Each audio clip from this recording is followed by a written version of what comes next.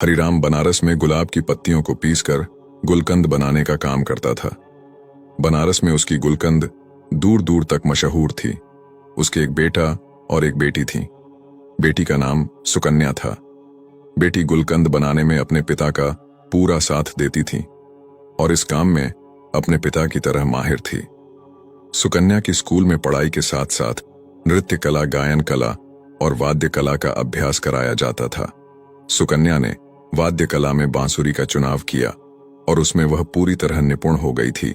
School में जब भी कोई धार्मिक समारोह होता तो सुकन्या बांसुरी बजाकर सबका मन मोह लेती थी। हरिराम बनारस में तो गुलकंद का व्यापार करता ही था। वह हर शहर में जाकर गुलकंद बेचा करता था। इस काम में उसकी बेटी उसके साथ जाती थी क्योंकि उसका बेटा अभी छोटा था और उसका ज्यादा रुझान पढ़ाई की तरफ था। लेकिन सुकन्या को अपने पिता का साथ देना बहुत अच्छा लगता था। ऐसे ही बाप बेटी हर शहर में जाकर गुलकंद बेचकर अच्छी कमाई कर लेते थे। एक बार वृंदावन में गुलकंद बेचने का उनको सौभाग्य प्राप्त हुआ। दोनों बाप बेटी वृंदावन में एक धर्मशाला में ठहरे। हरिराम का नियम था, जब भी वह दूसरे शहर में जाता तो सबसे पहले बनाई हुई गुलकंद को वह किसी मंदिर में भोग लगाता था। वृंदावन में आकर जब उसने गुलकंद बनाई तो उसने एक दोने में गुलकंद को रखा और अपनी बेटी के साथ राधा रमण जी के मंदिर के प्रांगण में गया और वहां जाकर गुलकंद से भरा हुआ दोना सुकन्या और उसके पिताजी ने राधा रमण जी के चरणों में रख दिया। मंदिर के पट अभी बंद थे। तभी सुकन्या, जो हर रोज अपनी बांसुरी का अभ्यास जरूर करती थी क्योंकि बांसुरी बजाए बगैर उसको चैन नहीं आता था, तो मंदिर के प्रांगण में बैठकर आज राधा रमण जी को अपनी बांसुरी वादन सुनाने लगी। बांसुरी की धुन छेड़ते ही मंदिर के प्रांगण में ऐसा माहौल बन गया कि हर कोई उसके बांसुरी की धुन को सुनकर मंत्रमुग्ध हो गया। जब मंदिर के पट खोले तो गोसाई जी ने हरिराम और सुकन्या के लाए हुए गुलकंद के दोने को राधा रमण जी के आगे रख दिया। गोसाई जी, जो कि राधा रमण जी के हर भाव से परिचित थे, उन्होंने आज देखा कि राधा रमण जी के मुख पर आज बहुत प्रसन्नता का भाव है। उनके मुख की मुस्कान बहुत ज्यादा तीखी हो गई थी। उनके कटाक्ष नेत्र खुशी से और फैले हुए थे। गोसाई जी यह देखकर हैरान हो गए, आज राधा रमण जी इतने प्रसन्न क्यों हैं?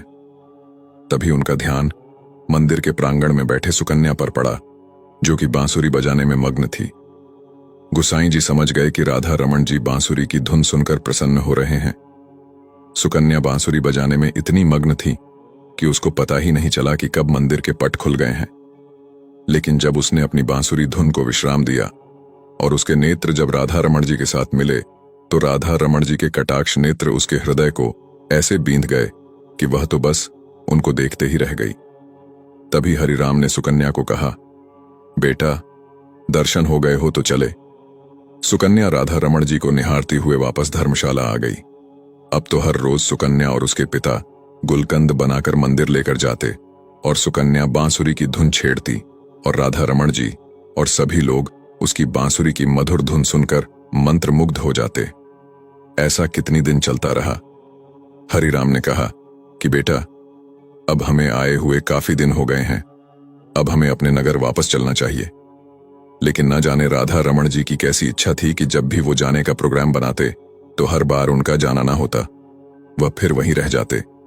ऐसा करते करते उनको वृंदावन में रहते 2 महीने हो गए। सुकन्या का तो यहां से जाने का मन ही नहीं कर रहा था क्योंकि वह तो राधा रमणा की दीवानी हो चुकी थी और उधर राधा रमण जी, जो कि आज तक अपनी बांसुरी की धुन से सारे वृंदावन में रमण करते थे, अब तो सुकन्या की बांसुरी की धुन सुनकर मंत्रमुग्ध हो रहे थे। कई बार ऐसा होता था कि रमणा रात को विश्राम के लिए भी देरी कर देते थे क्योंकि उनको बांसुरी की धुन बहुत प्रिय लगती थी।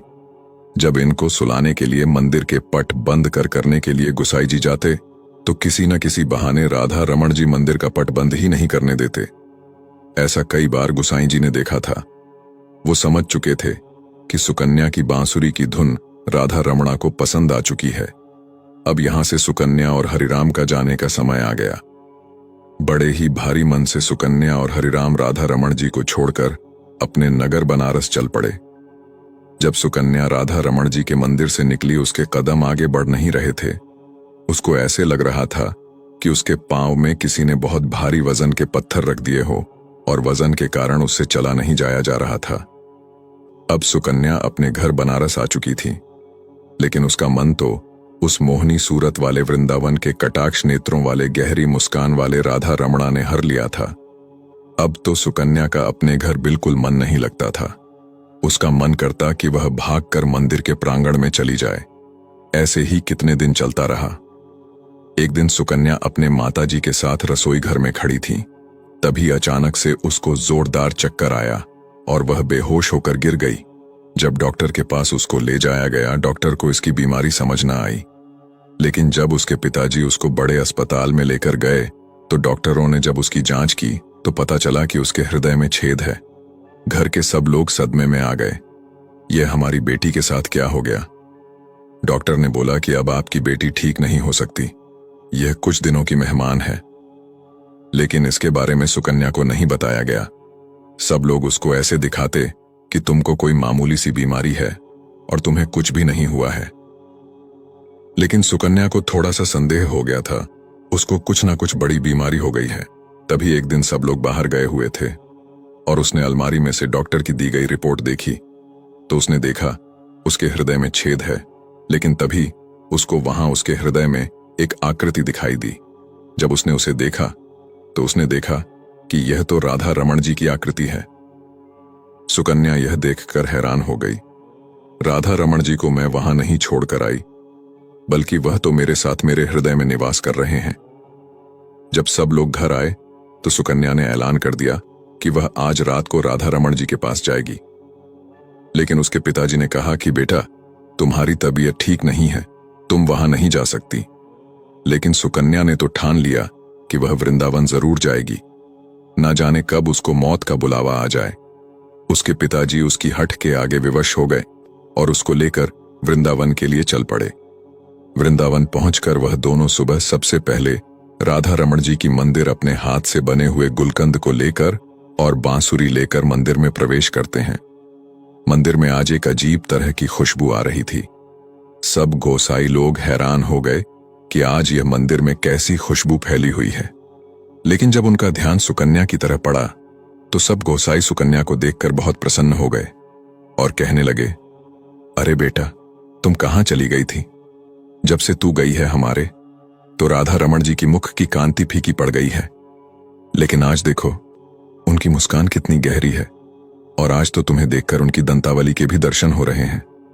अब जल्दी से तुम अपनी बांसुरी की धुन भी सुना दो ताकि और प्रसन्न हो जाए। तुम नहीं जानती कि तुम्हारे हाथों से बनी हुई गुलकंद राधा रमण जी को बहुत प्रिय थी। जब भी तुम गुलकंद का भोग लगाती थी, हम अपने हाथों से इनके मुख पर लगी गुलकंद को साफ करते थे। यह सुनकर सुकन्या का फीका पड़ा मुख अचानक से खिल उठा।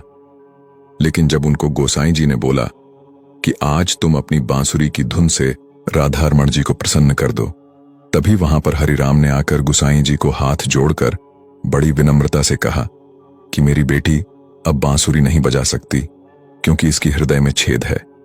अगर ये बांसुरी बजाएगी तो ये जो बचे कुछ ही दिन है, उससे पहले ही इसको कुछ हो जाएगा।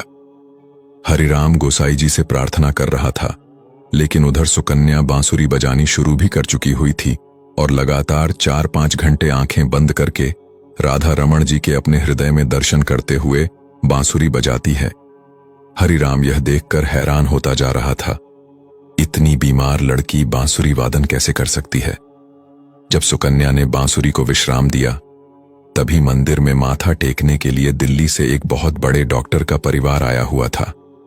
उन्होंने गोसाई जी और हरिराम की सारी बातें सुन ली तो डॉक्टर ने बताया कि जिसको दिल की बीमारी या दिल में छेद होता है, वह बांसुरी वादन नहीं कर सकता। आप लोगों को जरूर कोई गलतफहमी हुई है, लेकिन हरिराम ने सौगंध लेकर कहा कि नहीं, हम वहां पर सुकन्या का इलाज करवा रहे हैं और डॉक्टर ने बोला है यह कुछ दिनों की मेहमान है। मंदिर में आए हुए डॉक्टर ने दोबारा उसके दिल की जांच की तो उसने भी देखा कि सुकन्या के हृदय में तो छेद है, लेकिन वह छेद किसी चीज का उस पर आवरण है। लेकिन उसको कुछ समझ नहीं आ रहा था। किसी को यह नहीं पता था कि बीमार सुकन्या के दिल में हुए छेद को खुद राधा रमण जी ने वहां पर विराजमान होकर अपने आप से ढका हुआ था। सुकन्या अपनी बीमारी से बिल्कुल बेपरवाह थी। क्योंकि उसके दिल के डॉक्टर राधा रमण जी उसके दिल का इलाज करने के लिए खुद उसके हृदय में वास कर रहे थे। यह बात सुकन्या और राधा रमण जी ही जानते थे। सुकन्या ने ऐलान कर दिया कि जब तक उसकी जिंदगी है तब तक वह राधा रमण जी को छोड़कर कहीं नहीं जाएगी। उसके पिता ने उसको समझाने की बहुत कोशिश की, लेकिन वह अपनी बात पर अड़ी रही। इस बात को 25 साल हो गए। सुकन्या के बाल सफेद हो चुके थे, लेकिन राधा रमण जी के कृपा से उसका हृदय आज भी तंदुरुस्त था। उसको कुछ भी नहीं हुआ था। जिस पर लाडली जू की कृपा हो जाए उसको कोई बीमारी छू भी कैसे सकती है।